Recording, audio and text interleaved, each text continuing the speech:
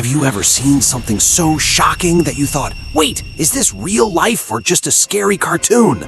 Imagine coming home hungry, walking into your kitchen and seeing your wife swallowing a raw, smelly fish, bones, scales, and everything. It sounds like a creepy MSA myth come to life, doesn't it? Well, this actually happened to our funny friend, Fatto. His peaceful life turned into a spooky nightmare in just one day. Was it his wife, or was it a monster from some magical fairy tales hiding inside her? Stick around, because Fatto is about to show you a magic trick to solve this mystery. It was a very hot summer afternoon. The sun was shining bright, just like a scene from Sunshine English. Fatto and his wife were talking. His wife was getting ready to visit the king's palace, and she looked very happy. She told Fatto, "Listen to me, go to the market and bring the biggest fish you can find. I want a feast tonight." Now, we all know Fatto. He is funny, but he's also very stingy with money. He laughed and said, Sure, I will bring a whale if I find one." He left for the market, whistling a tune. But Fatto had no plan to spend money. He just wandered around the market, looking at things but buying absolutely nothing. While Fatto was wasting time, something dark was watching from above. High up on a banyan tree, a greedy female ghost, a petni, was sitting. She looked down at Fatto's wife. The ghost thought, "Wow, that lady looks so healthy and well-fed. It looks like a happy life, just like those Disney kids shows. I want her life. I want to eat her food." The ghost didn't wait. Whoosh! Like a dark cloud, she flew down and entered the wife's body.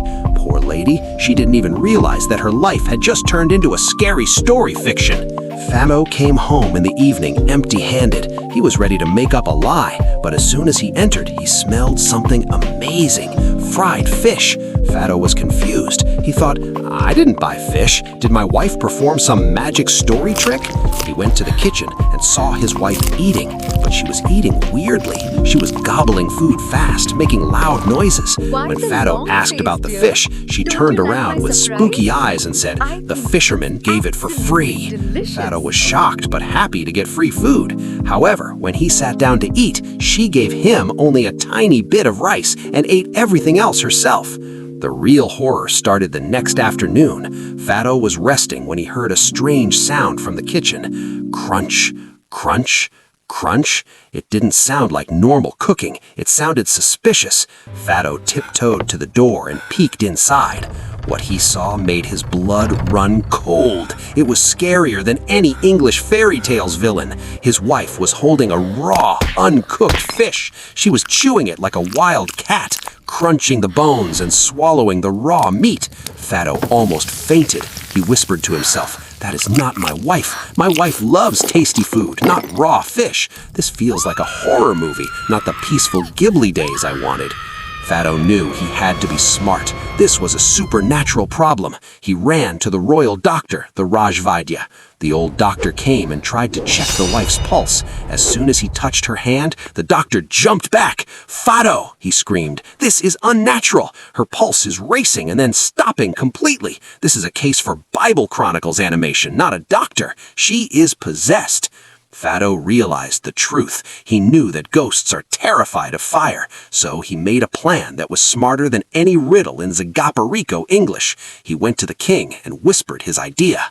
That evening, Fatto came home crying loudly. "Oh, what a disaster!" The ghost inside his wife asked, "What is wrong?" Fatto said, "The king has ordered that since we are such a loving couple, we must go to heaven together. He has lit a huge fire, and we both have to jump into it right now." The ghost panicked. "Fire? Jump in fire?" She thought, "I came to eat fish, not to become grilled fish." She started trembling. Fatto grabbed her hand tight. "Come, my darling, let's burn together." He dragged her towards the big fire pit the king had made. The heat was intense. The closer they got, the more the ghost screamed. Finally, just inches away from the fire, the ghost couldn't take it. She shrieked, "Leave me alone! I am not your wife! I am a ghost!" And suddenly, whoosh, a black shadow left the wife's body and ran away into the forest, never to return. Fatto's wife blinked her eyes. She looked around confused. She called, "Fatto, why are we standing near a fire?" Fatto smiled. He had saved his wife using his brain, turning a horror story back into a happy life, just like me, Mooey, and magic. And that, my friends, is how Fatto defeated a ghost without fighting. Brains are always better than muscles. If you enjoyed this crazy adventure that felt like a mix of MSA and a funny cartoon, please hit that like button right now. And for more amazing stories told in my style, make sure to subscribe to my channel, Fatto's Gag Story.